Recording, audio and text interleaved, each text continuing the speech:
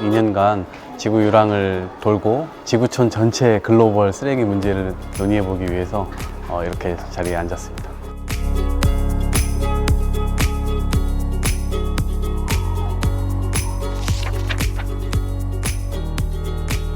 지구촌 전체의 사람들이 어떤 환경에서 살고 있는지가 궁금했어요. 우리나라가 섬나라잖아요. 북이 막혀 있고 삼면이 바다여서 다른 나라들과 이 관계가 굉장히 중요하게 설정되어 있는 나라인데 앞으로 향후의 미래가 어떻게 바뀔까? 우리나라가 앞으로 미래가 초고령 시대가 되니까 과연 나라는 잘 사는데 존엄하지 않은 노후를 맞고 있는 지금의 현실을 다른 나라들도 이렇게 하는 나라들이 있나? 이런 것도 좀 궁금했어요. 크게 세 가지를 제가 보게 됐는데, 하나는 도시가 소멸하는 문제하고 그 도시가 소멸하는 문제하고 엮여 있는 게 대도시화 문제. 두 번째는 고령화되는 이 흐름이 전 세계적으로 지속돼요. 그것이 맞물려서 결국 저출산까지 이어지고 있고, 세 번째는 전 세계적으로 사람들이 섞이고 있어요. 그 섞이는 요인은 경제적 요소일 수도 있고 교육적 요소일 수도 있고 최근에는 기후 위기나 이 환경 변화로 인해서 이어지는 문제일 수도 있고요. 그래서 크게는 그런 세 가지 변화를 보고 왔어요. 기후 위기 요거에 대한 전사로 툰베리가 굉장히 주목되는 인물이기도 하잖아요.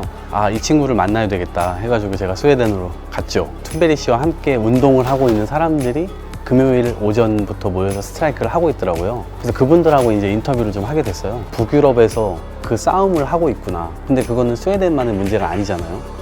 그래서 그 사람들이 절박하게 그걸 하고 있고 어떻게 하면 전 세계 여론을 움직일 것인가, 이런 것들을 고민하는 것에 대해서 굉장히 특이한 생각을 갖게 됐어요. 지구 전체를 바라보면서 이거를 생각을 하고 사고하고 있구나, 이런 점에서요. 제가 눈으로 봤잖아요. 이게 미래에 앞으로 일어나게 될 현상이니까 이것을 나만 알고 있어서는 안 되고 더 많은 사람들이 이걸 알아야 되겠다. 우리가 흔히 지금 너무나 편하게 살고 있잖아요. 이 핸드폰 가지고 24시간 모든 걸 살 수 있잖아요. 사실은 그 체계가 편리하지만 그 체계 자체가 쓰레기를 만들어내는 체계라는 거예요. 계속 이렇게 살면 웃을 수 있는 미래는 아닌 거예요. 그래서 그 미래를 좀 알려드리고 그것에 대한 해결책을 좀 같이 찾아봤으면 좋겠다. 사진으로 현장의 생생함을 담아서 함께 나누고 싶어서 이 책을 쓰게 됐습니다. 기후위기라고 하는 것은 눈에 보이지 않죠. 이게 이를테면 전문가들이 이야기하실 때 30년간의 변화, 이거를 기후라고 얘기를 하고 그 안에서 30년간의 변화를 벗어나는 일탈이 있을 때 그런 거를 위기라고 해요. 왜냐하면 그 일탈은 인간이 보편적 속성에서 벗어난 거기 때문에 예측이 불가능해요. 그 문제점들에 대해서 눈에 보이진 않지만 가끔씩은 우리가 지금 현재 경험하고 있다.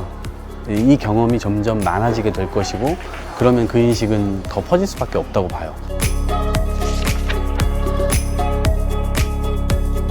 저는 일본이 기억에 남고요. 그 다음에 유럽에서는 오스트리아나 덴마크 이런 나라들이 기억에 남고요. 웬만한 나라들에서는 전부 실망을 했던 것 같아요. 이를테면 우리가 선진국이라고 믿는 미국, 영국, 실망했던 계기는 뭐냐면 가정집에서 분리수거를 안 해요.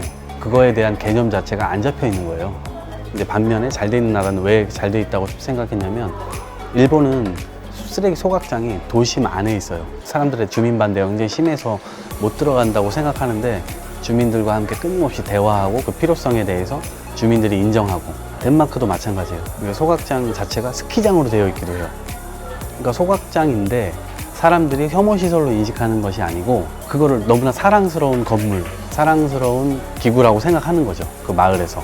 그래서 그런 체계들을 통해서 실제로 쓰레기는 나올 수밖에 없고 처리하는 과정도 어느 정도는 받아들여야 된다라고 하는 게 이 공동의 인식이 형성되어 있는 거죠.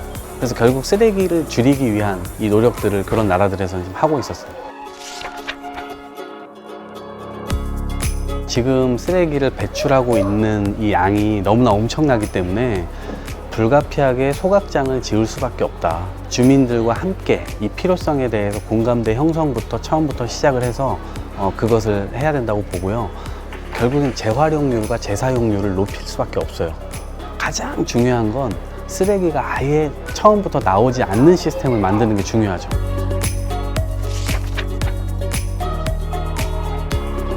지구를 2년간 돌면서 제가 이 문제만 본 것은 아니고 굉장히 여러 가지 문제들을 봤지만 이 문제를 가지고 가장 먼저 책을 쓴 건 지구 전체에서 가장 심각한 문제라고 제가 판단했기 때문이에요. 편리하게 지금 살아가고 누리고 있는 것들이 당연하다고 생각했는데 그 당연한 것들이 다른 나라의 누군가에게는 피해가 되고 그 피해가 돌고 돌아서 결국 나의 피해로 다시 되돌아온다라고 하는 것. 이것은 나 개인의 문제가 아니라 마을의 문제, 도시의 문제, 나라의 문제, 전 세계 지구촌의 문제로까지 넓어질 수 있기 때문에 단순한 미래 공포 마케팅 뭐 이걸로 인해서 이 책을 봐라 이건 아니고 지금 현재 우리의 삶에 충분히 문제가 있다. 그래서 그 문제를 어떻게 함께 해결책을 찾아가 보는 과정에서 이 책을 읽어보면 굉장히 도움이 되지 않을까.